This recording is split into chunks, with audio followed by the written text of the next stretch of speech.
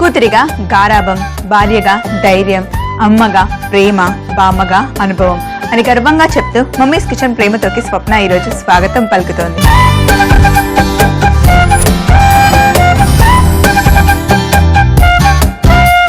ఈరోజు మన సెగ్మెంట్ బామ్మ గారాబం. మనం చేస్తున్న రెసిపీ రస్ కదం. మరి ముందుగా కావాల్సిన పదార్థాలు ఏంటో చూసేసిన తర్వాత మన రస్ కదంని స్టార్ట్ చేద్దాం.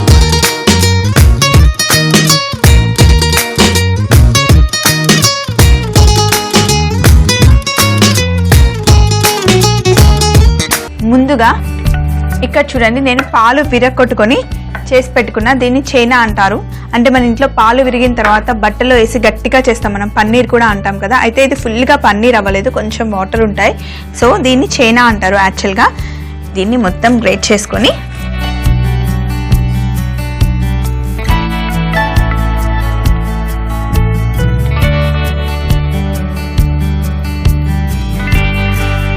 ఇలా గ్రేట్ చేసుకున్న తర్వాత ఇక్కడ కోవా ఉంది, కోవాని కూడా ఇలాగే గ్రేట్ చేసుకోవాలి.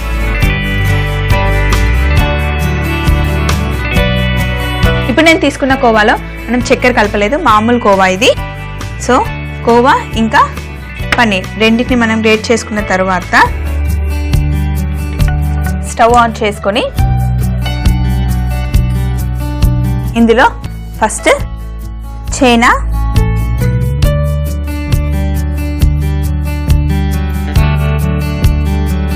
అలాగే చక్కెర లేని కోవా రెండింటిని ఇందులో వేసేసి వీటితో పాటు చక్కెర, ఒక చిన్న బౌల్ చక్కెర వేసి చక్కగా ఉండలు లేకుండా మంచిగా క్రీమ్ లాగా చేసుకోవాలి.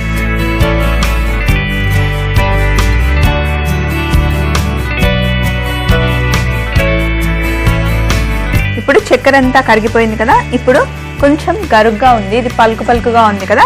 ఇప్పుడు స్టవ్ ఆఫ్ చేసి ఒక చిన్న మిక్సీ బౌల్ తీసుకొని ఇందులో ఈ మిశ్రమాన్ని వేసేయాలి.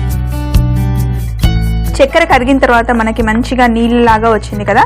సో మిక్సీ ఈజీగా అయిపోతుంది, పేస్ట్ అయిపోతుంది, క్రీమ్ అయిపోతుంది. సో కొంచెం చల్లారబెట్టుకొని నేను దీన్ని పేస్ట్ చేసుకుని వచ్చేస్తా, ఫైన్ పేస్ట్ చేసుకుని వచ్చేస్తా. ఇప్పుడు మనం వేసుకున్న చైనా ఇంకా కోవాని పేస్ట్ చేసుకున్నాం కదా చక్కెర కలిపి బాగా. అయితే ఇప్పుడు మళ్ళీ ఒకసారి స్టవ్ ఆన్ చేసి దానిపైన ఇంకొక ప్యాన్ పెట్టుకొని ఈ పేస్ట్ చేసుకున్న మిశ్రమాన్ని మొత్తం మనం ఇందులో వేసేయాలి. అన్నీ రెడీగా ఉంటే చాలా తొందరగా 10-15 నిమిషాల్లో ఈజీగా అయిపోతుంది.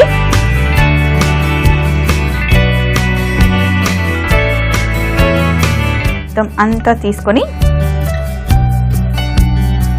మొత్తం దగ్గరగా వచ్చే వరకు ఇందులో ఉన్న వాటర్ అంతా, మనం చక్కెర వేసాం కదా, చక్కెర కరిగి వాటర్ లాగా అయింది కదా, ఆ వాటర్ అంతా పోయే వరకు మనం స్టవ్ మీద కుక్ చేసుకోవాలి.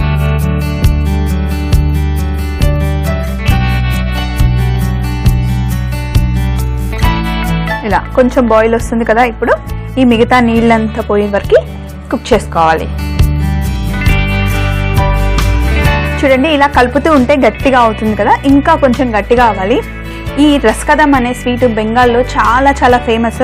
లిటరల్గా చెప్పాలి అంటే అటు సైడ్ వాళ్ళు ఈ స్వీట్ తినాలి అంటే మనం చెప్తాం కదా సామెత, చెవి కోసుకుంటారు అనే టైప్లో అంత ఇష్టంగా తింటారనమాట. ఇందులో ఫ్రెష్గా మనం చైనా వేసాం, అలాగే కోవా కూడా వేసాం కదా. అక్కడ వాళ్ళైతే ఇందులో తాటి బెల్లం వేసి కోవా చేసుకుంటారు. అది కొంచెం బ్రౌనిష్ కలర్లో ఉంటుంది, చాలా చాలా టేస్టీగా. మీ దగ్గర తాటి బెల్లం ఉంటే కాస్తంత తాటి బెల్లం కూడా మీరు వాడచ్చు, లేదంటే ఇంట్లో ఉన్న షుగర్తో అయినా చాలా టేస్టీగా ఉంటుందండి. సో ఇప్పుడు మొత్తం దగ్గరకు వచ్చేసింది కదా, ఇంకా చల్లగా అయిపోతే ఇంకా మొత్తం గట్టిగా అయిపోతుంది. ఇప్పుడు స్టవ్ ఆఫ్ చేసి దీన్ని మనం మొత్తం చల్లారబెట్టుకోవాలి.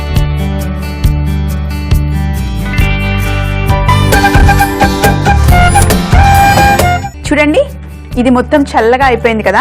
ఇప్పుడు దీన్ని ఎగ్జాక్ట్గా దీన్నే ఏదైనా రకంగా ఫోల్డ్ చేసుకుంటే ఇంకొక స్వీట్ తయారవుతుందండి, అదే సందేశ్. అయితే దీన్ని మనం కొంచెం ముద్దలాగా చేసుకొని చంచం స్వీట్ ఉంటుంది కదా, దాన్ని ఇందులో మనం ఫోల్డ్ చేసి పైనుండి కొంచెం కోటింగ్ చేస్తే అది అవుతుంది రస్ కదం. అయితే మనకి చంచం స్వీట్ కావాలని చెప్పాను కదా, చూడండి ఇక్కడ పాలతోనే ఒకే ఒక పాలతోనే ఎన్ని రకాల స్వీట్స్ చేసుకోవచ్చు అంటే చెప్పలేనన్ని స్వీట్స్ చేసుకోవచ్చు అండి. అయితే ఇక్కడ ఉంది చెంచం. ఈ చెంచంని కూడా దేంతో చేస్తారంటే చైనా, ఇందాక మనం పాలు పగలగొట్టుకున్నాం కదా, దాంతోనే చేస్తారు. ఈ షేప్ చేసిన తర్వాత దీన్ని చక్కెర పాకంలో ఉడకబెడతారు. చాలాసేపు ఉడకబెడితే లోపలంతా కొంచెం కస్కస్, మనం తింటూ ఉంటే చెంచం కస్కస్ తగులుతూ ఉంటుంది కదా. అయితే ఈ చెంచంని ఏ పాలతో పడితే ఆ పాలతో చేస్తే ఇలా కుదరదు. దీనికి ఖచ్చితంగా ఆవు పాలే ఉండాలి. ఆవు పాలతోనే ఈ చెంచం చేస్తే కరెక్ట్గా ఎగ్జాక్ట్గా అదే టేస్ట్ ఇదే షేప్లో వస్తుంది. ఆవు పాలతో చేస్తే ఎందుకు వస్తుంది, వేరే పాలతో ఎందుకు రాదు అంటే కనుక ఆవు పాలలో ఫ్యాట్ కొంచెం తక్కువ ఉంటుంది, ప్రోటీన్ లెవెల్స్ చాలా ఎక్కువ ఉంటాయండి. సో పాలనప్పుడు మనం విరగొట్టినప్పుడు మంచిగా చాలా మోతాదులో మనకి పిప్పి వస్తుంది, వాటర్ కొంచెం తక్కువగా వస్తుంది. ఆ ఆవు పాలతో అయితే మనం చెంచం చేస్తే పర్ఫెక్ట్గా వస్తుంది. బెంగాలీ వాళ్ళైతే ఏ స్వీట్స్ చేసినా ఆల్మోస్ట్ 90% వాళ్ళు చేసే స్వీట్స్ అన్నీ ఆవు పాలతోనే చేస్తారు. అటు సైడు ఎక్కువ మటుకి మనకి ఆవు నెయ్యి, మంచి స్వచ్ఛమైన ఆవు నెయ్యి దొరుకుతుంది. సో చూసారు కదా, ఉట్టి పాలతోనే మనం ఎన్ని చేసుకోవచ్చు. పాలతోనే కోవా చేసుకుంటున్నాం, పాలతోనే పన్నీర్ చేసుకుంటున్నాం, పాలతోనే స్వీట్స్ చేసుకొని ఒకే పాలతో అన్నీ మిక్స్ చేసి మనం ఇన్ని రకాల స్వీట్స్ చేస్తున్నాం. చిన్నపిల్లలకి ఎవరికైనా అమ్మ పాలు లేకపోతే ఆవు పాలు పట్టమని చెప్తారు. అమ్మ పాలు మనకి ఎంత మేలు చేస్తాయో ఆవు పాలు కూడా అంతే, ఆల్మోస్ట్ అంతే అమ్మ పాలలాగా మనకి అన్ని ఫలితాలను ఇస్తాయంటారు. అందుకే ఇప్పుడు జనరల్గా మనం వర్షాకాలం దాటి శీతాకాలంలోకి అడుగు పెడుతున్న టైం కదా, పిల్లలకి చాలా మందికి కప్పం చేస్తుంది, దగ్గు చేస్తుంది.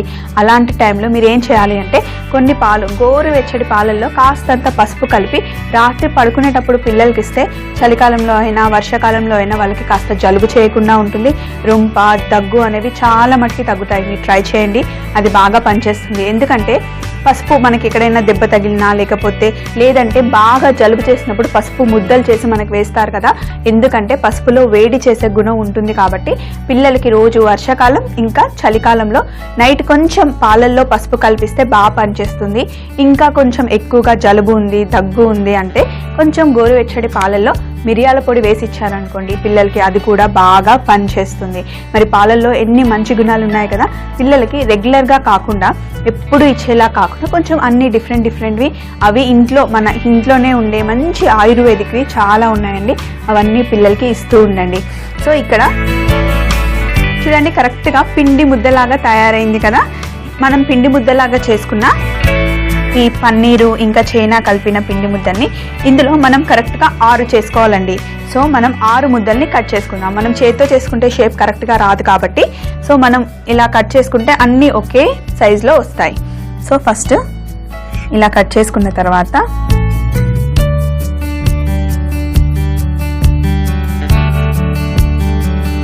సో 6 భాగాలు మనం కట్ చేసుకున్నాం కదా.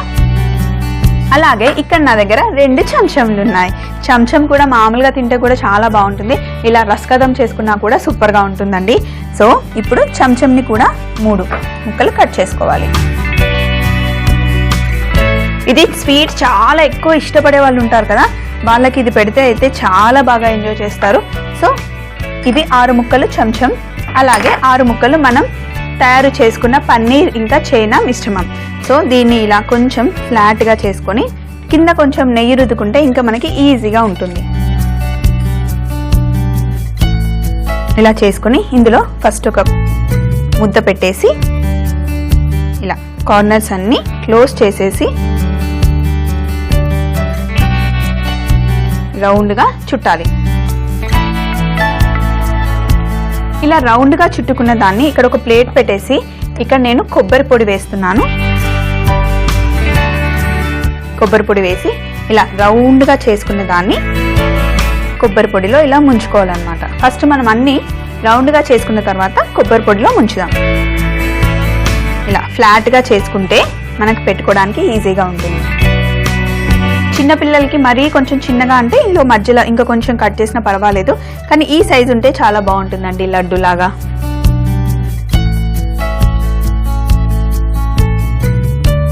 పైనేమో మనం మిక్స్ చేసుకున్న సందేశ్ మిశ్రమం పెట్టుకున్నాము, లోపలేమో చెంచం ఉంది, అందుకే దీని పేరు రస్ కదం. రస్ కదం అంటే మనం లోపల చెంచం ఉంది కదా, జ్యూసీగా ఉంది కాబట్టి రస్, పైన మనం సందేశ్ మిశ్రమం పెట్టుకున్నాం కాబట్టి కదం. సో దీని పేరు రస్ కదం. పేర్లు ఏవైనా కూడా డిఫరెంట్ టేస్ట్లతో పాటు మనం చాలా రకాల స్వీట్స్ చూస్తున్నాం కదా, బెంగాలీ సైడ్ ఏ స్వీట్ షాప్కి వెళ్ళినా ఈ స్వీట్ అయితే దొరుకుతుంది. మనం ఇక్కడ ఏ స్వీట్ షాప్కి వెళ్ళినా మనకి కలాకాన్ ఎలా దొరుకుతుందో, మైసూర్ పాక్, కలాకాన్ మనకి ఇక్కడ రెగ్యులర్గా ఎలా దొరుకుతుందో అటు సైడ్ వాళ్ళందరికీ అలా దొరుకుతుంది అనమాట. సో మిగిలినవి కూడా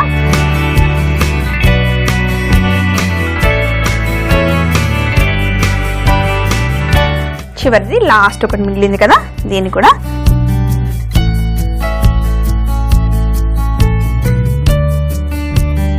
కట్ చేసి ఇలా మొత్తం ఫోల్డ్ చేసి ఇలా రౌండ్గా చుట్టేస్తే ఈజీగా వచ్చేస్తుంది.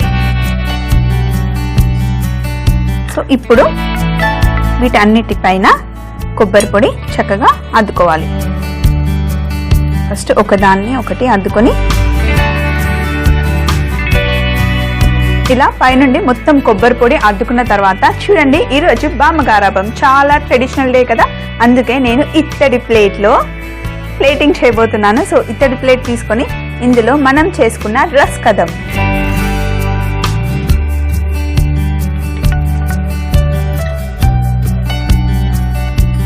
సో ఇలా అన్ని ప్లేట్లో పెట్టేసుకుంటే చూడండి ఎంత చక్కగా వచ్చాయో.